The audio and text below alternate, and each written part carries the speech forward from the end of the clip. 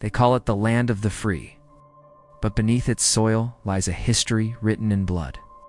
Long before skyscrapers, highways, and the American flag, this land was home to nations that thrived for thousands of years. Then came the ships. Then came the soldiers. Then came the policies designed not just to conquer, but to erase an entire people. This isn't the history you were taught in school. This is the hidden story of how America was built on the genocide of its first inhabitants, and why the truth still matters today. Pre-colonial indigenous America, before the arrival of Europeans, the land that would become the United States, was home to millions of indigenous people. These native nations were far from primitive. They developed advanced agricultural systems, thriving trade routes, and complex political structures. From the Iroquois Confederacy in the Northeast with its democratic governance, to the agricultural innovations of the Pueblo peoples in the Southwest, indigenous societies were diverse and deeply connected to the land. They practiced sustainable farming, maintained rich oral traditions, and built cities like Cahokia that rivaled European settlements in size. Spirituality was intertwined with nature, and communal living ensured survival. This was a land of thriving cultures, but its fate would change forever with the first European sails on the horizon. First contact with Europeans, the late 15th and early 16th centuries, brought an unprecedented turning point. The arrival of Spanish, English, French, and Dutch explorers. At first, encounters ranged from curiosity and trade to misunderstandings and cultural exchanges. In some areas, alliances formed, as with the French fur trade in the Great Lakes region. But beneath the surface, tensions brewed. Europeans brought with them not only iron tools and firearms, but also a hunger for land, gold, and resources. For many native peoples, initial contact led to exploitation, enslavement, and coercive deals they did not fully understand. These first meetings set the stage for centuries of conflict, as colonial expansion clashed directly with indigenous sovereignty and ways of life. The role of disease, perhaps the most devastating force unleashed on Native America, was not war, but disease.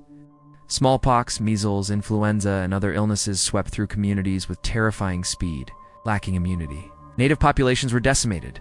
Some historians estimate that up to 90% perished in certain regions. Entire villages were wiped out before settlers even arrived in person, as infections spread through trade and travel. The demographic collapse weakened political structures, shattered family units, and left survivors vulnerable to colonial control.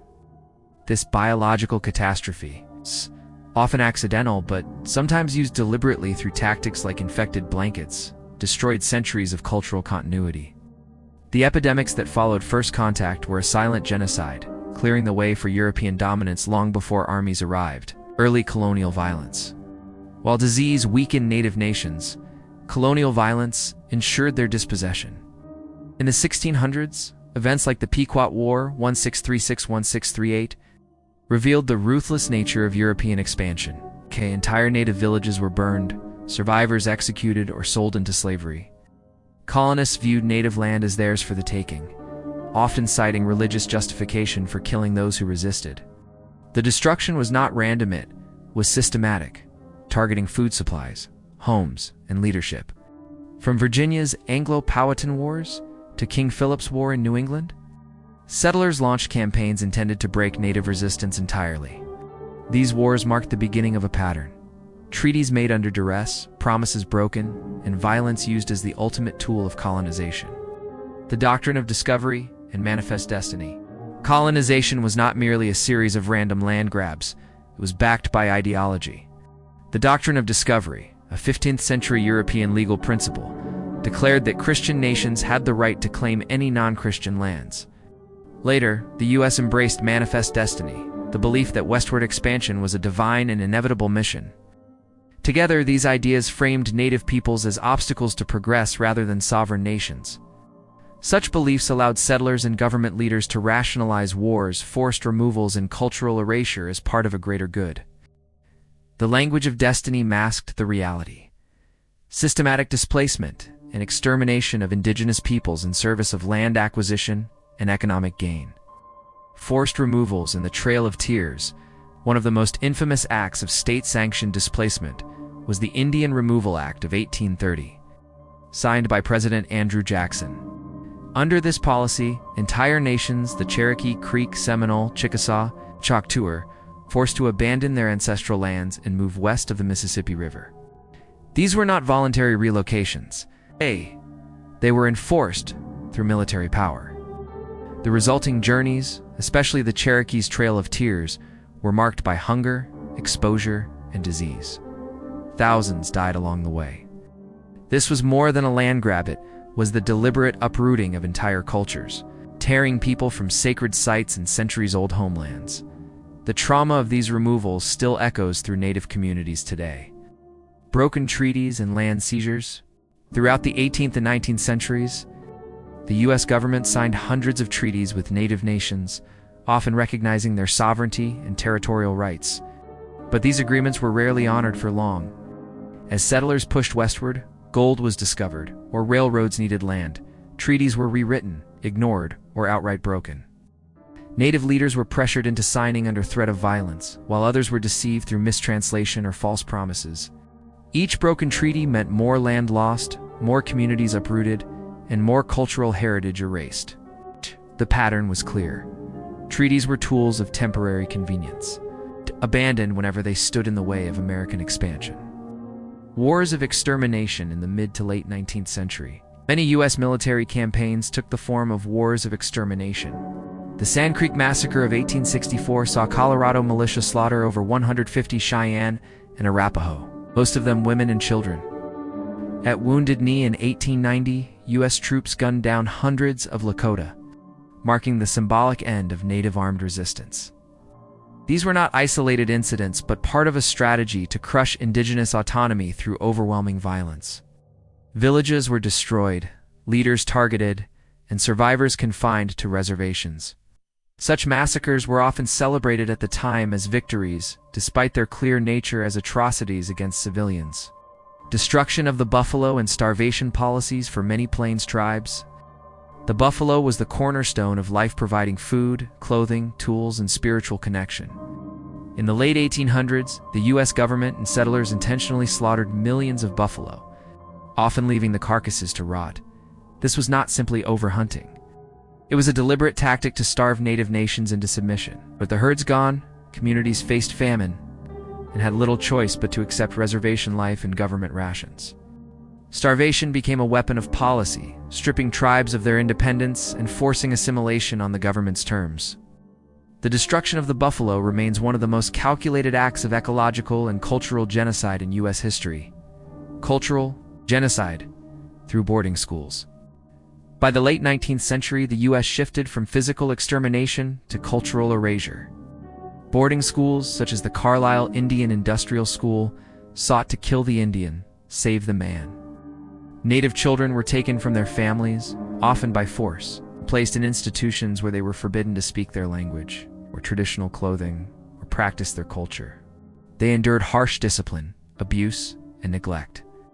The goal was to break their connection to their identity and assimilate them into white American society. This form of cultural genocide inflicted deep intergenerational trauma, as many children never saw their families again and grew up disconnected from their heritage. Suppression of Native religion and identity. The U.S. government went beyond physical displacement and cultural reprogramming. It also criminalized Indigenous spirituality. Laws banned ceremonies such as the sun dance, ghost dance, and potlatch, often labeling them as pagan or dangerous. Practitioners faced arrest, fines, or violence. These prohibitions targeted the heart of Native identity, as spirituality was deeply tied to community, land, and daily life. By attacking religion, the government aimed to dismantle the moral and cultural foundations of Native nations. Many ceremonies survived only in secret, passed down quietly until legal protections began to emerge in the late 20th century, long after the damage had been done. The reservation system after wars and removals. Many tribes were confined to reservations, parcels of land that were often far smaller, less fertile, and less resource-rich than their original territories. The reservation system disrupted traditional economies, replacing them with dependency on government rations and limited employment opportunities. Poverty, disease, and overcrowding became common. In many cases, the reservations themselves were reduced in size over time as more land was taken. These conditions were not accidental. They were part of a broader effort to control native populations and prevent their resurgence as independent nations. The effects of these policies are still visible in socioeconomic challenges faced by many native communities today. 20th century assimilation policies. In the 20th century, federal policies shifted toward allotment and assimilation. The Dawes Act of 1887 divided tribal lands into individual plots, with surplus lands sold to non-native settlers. Later, relocation programs encouraged native people to leave reservations for urban areas, often without adequate support. These policies fragmented tribal unity, eroded land bases, and accelerated cultural loss. While framed as opportunities for integration into mainstream society, they often resulted in poverty, discrimination, and loss of connection to heritage. Assimilation policies carried forward the same ultimate goal as earlier wars: the dissolution of native nations as distinct and self-sustaining peoples, survival, resistance, and activism. Despite centuries of genocide, indigenous peoples did not vanish. Leaders, elders, and activists fought to preserve languages, traditions, and sovereignty. The American Indian Movement AIM, founded in 1968, brought attention to issues like treaty violations, police brutality, and poverty. High-profile protests, such as the occupation of Alcatraz 1969 to 1971, and the standoff at Wounded Knee 1973, reignited national awareness of Native struggles. Cultural revitalization programs emerged, reclaiming ceremonies, stories, and traditional governance. Resistance took many forms: political, spiritual, and educational, demonstrating that survival itself was an act of defiance against centuries of systemic erasure. Modern acknowledgement and ongoing struggles today. More Americans are learning about the history of Native genocide, though it remains absent from many school curriculums. Historians, activists, and tribal leaders work to ensure that the truth is told and remembered. Modern struggles continue: land rights disputes, environmental protection battles, and the crisis of missing and murdered Indigenous women. Cultural revitalization is growing, with language immersion schools and renewed spiritual practices. While acknowledgement is a step toward justice, the legacy of displacement, violence, and assimilation continues to shape Native life. The story of America's hidden genocide is not just history, it is an ongoing fight for recognition, rights, and cultural survival.